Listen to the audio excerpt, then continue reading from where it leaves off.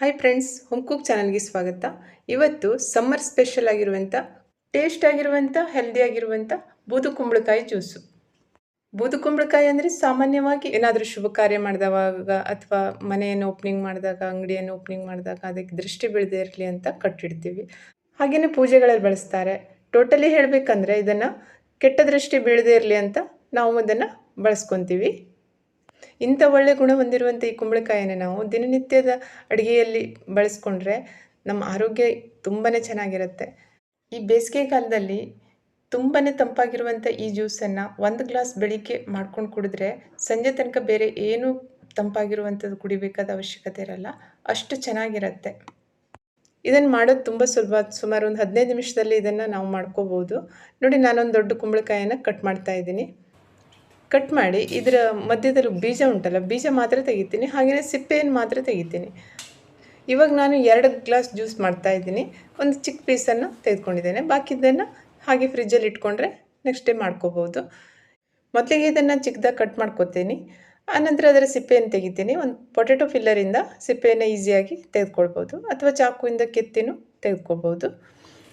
ನೋಡಿ, ಇದನ್ನು ಸಿಪ್ಪೆ ತೆಗೆದಾಯಿತು. ಇವಾಗ ಬೀಜವನ್ನು ತೆಗೆಯುವಾಗ ಜಾಸ್ತಿ ವೇಸ್ಟ್ ಮಾಡಬಾರ್ದು. ಅದ್ರ ಮಧ್ಯದಲ್ಲಿರುತ್ತಲ್ಲ ಪಲ್ಪ್ಗಳು, ಅದನ್ನೆಲ್ಲ ಹಾಗೆ ಇಟ್ಕೋಬೇಕು. ಬೀಜ ಅಷ್ಟನ್ನೇ ತೆಗೆದು ಹಾಕಬೇಕು. ಅದನ್ನು ಸ್ವಲ್ಪ ಚಾಕುವಿಂದ ಚುಚ್ಚಿ ತೆಗೆದ್ರೆ ಆರಾಮಾಗಿ ಬರುತ್ತೆ ಅದು. ನೋಡಿ, ಬೀಜ ಅಷ್ಟೇ ಉಳಿದಿದೆ. ಇವಾಗ ಇದನ್ನೆಲ್ಲ ಕಟ್ ಮಾಡ್ಕೊಂಡಿದ್ದಾಯಿತು. ಈಗ ಇದನ್ನು ನಾನು ಮಿಕ್ಸರ್ ಜಾರಲ್ಲಿ ಹಾಕಿ ಗ್ರೈಂಡ್ ಮಾಡ್ತಾ ಇದ್ದೀನಿ. ಜ್ಯೂಸರಿಂದನೂ ಮಾಡ್ಕೋಬೋದು, ಆದರೆ ಮಿಕ್ಸರ್ ಜಾರಲ್ಲಿ ಹಾಕಿ ಗ್ರೈಂಡ್ ಮಾಡಿದರೆ ತುಂಬ ಚೆನ್ನಾಗಾಗುತ್ತೆ.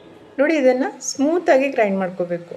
ಎಷ್ಟು ಸ್ಮೂತಾಗಿ ಗ್ರೈಂಡ್ ಮಾಡ್ಕೊತೀವಿ ಜ್ಯೂಸ್ ಅಷ್ಟೇ ಚೆನ್ನಾಗಿ ಬರುತ್ತೆ.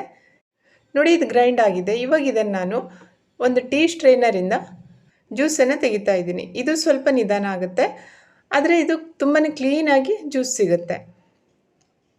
ನೋಡಿ, ಇದನ್ನು ಸ್ವಲ್ಪ ಹಾಕಿಬಿಟ್ಟು ಒಂದು ಸ್ಪೂನ್ನಿಂದ ಸ್ವಲ್ಪ ಪ್ರೆಶ್ ಮಾಡಿ ಜ್ಯೂಸನ್ನು ತೆಗಿಬೇಕಾಗತ್ತೆ. ಅಥವಾ ಒಂದು ಕಾಟನ್ ಬಟ್ಟೆಯಲ್ಲಿ ಹಾಕಿಬಿಟ್ಟು ಸರಿಯಾಗಿ ಹಿಂಡಿದರೆ ಜ್ಯೂಸು ಕ್ಲೀನಾಗಿ ಬರುತ್ತೆ. ಈ ಟೀ ಸ್ಟ್ರೈನರಿಂದ ಮಾಡಿದರೆ ಸ್ವಲ್ಪ ನಿಧಾನ ಆಗುತ್ತೆ, ಆದರೆ ಜ್ಯೂಸ್ ತುಂಬಾ ಕ್ಲೀನಾಗಿ ಬರುತ್ತೆ. ಇದನ್ನೀಗ ನಾವು ತರಕಾರಿ ಏನಾದರೂ ಸಾರು ಮಾಡ್ತಾಯಿದ್ರೆ ಅದಕ್ಕೆ ಹಾಕ್ಕೊಳ್ಳಿಕ್ಕಾಗತ್ತೆ. ನೋಡಿ, 1 ಗ್ಲಾಸ್ ಜ್ಯೂಸನ್ನು ಟೀ ಸ್ಟ್ರೈನರಿಂದ ಮಾಡಿದ್ದೇನೆ. ಹಾಗೆಯೇ ಇನ್ನೊಂದು ಗ್ಲಾಸ್ ಜ್ಯೂಸನ್ನು ನಾನು ಜ್ಯೂಸ್ ಸ್ಟ್ರೈನರಿಂದ ಸ್ಟ್ರೈನ್ ಮಾಡ್ತಾಯಿದ್ದೀನಿ. ಇದರಲ್ಲಿ ಮಾಡಿಕೊಂಡ್ರೆ ತುಂಬಾ ಬೇಗ ಆಗುತ್ತೆ, ಆದರೆ ಇದರಲ್ಲಿ ಸ್ವಲ್ಪ ಬೂದುಕುಂಬಳಕಾಯಿಯ ಪೀಸ್ಗಳು ಸಿಗುತ್ತೆ, ಆದರೆ ಕುಡಿಲಿಕ್ಕೇನು ತೊಂದರೆ ಆಗೋಲ್ಲ, ತುಂಬಾ ಚೆನ್ನಾಗಾಗುತ್ತೆ. ನೋಡಿ, ಇದು ಸಹ 1 ಗ್ಲಾಸ್ ಮಾಡ್ಕೊಂಡಿದ್ದೇನೆ. ಇವಾಗ ಇದನ್ನು ಸರ್ವ್ ಮಾಡ್ತಾಯಿದ್ದೀನಿ. ಬೇರೆ ಏನನ್ನೂ ಹಾಕದೆ ಮಾಡಿರುವಂಥ ಈ ಬೂದುಕುಂಬಳಕಾಯಿ ಜ್ಯೂಸು ತುಂಬಾ ಚೆನ್ನಾಗಿರುತ್ತೆ, ತುಂಬಾ ಟೇಸ್ಟಿಯಾಗಿರುತ್ತೆ, ಹಾಗೆಯೇ ಆರೋಗ್ಯಕ್ಕಂತೂ ತುಂಬಾ ಒಳ್ಳೆಯದು. ನೀವು ಸಹ ಟ್ರೈ ಮಾಡಿ ಹೇಗಾಗಿದೆ ಅನ್ನೋದನ್ನು ಕಮೆಂಟ್ ಮೂಲಕ ತಿಳಿಸಿ. ರೆಸಿಪಿ ಇಷ್ಟ ಆದರೆ ಶೇರ್ ಮಾಡಿ, ಲೈಕ್ ಮಾಡಿ, ಹಾಗೂ ಚಾನಲ್ಗೆ ಸಬ್ಸ್ಕ್ರೈಬ್ ಆಗಿ. ಇನ್ನೊಂದು ತುಂಬ ಆರೋಗ್ಯಕರವಾಗಿರುವಂಥ ಸುಲಭವಾಗಿ ಮಾಡಿಕೊಳ್ಳುವಂಥ ರೆಸಿಪಿಯೊಂದಿಗೆ ಮತ್ತೆ ಭೇಟಿ ಆಗ್ತೇನೆ. Thank you.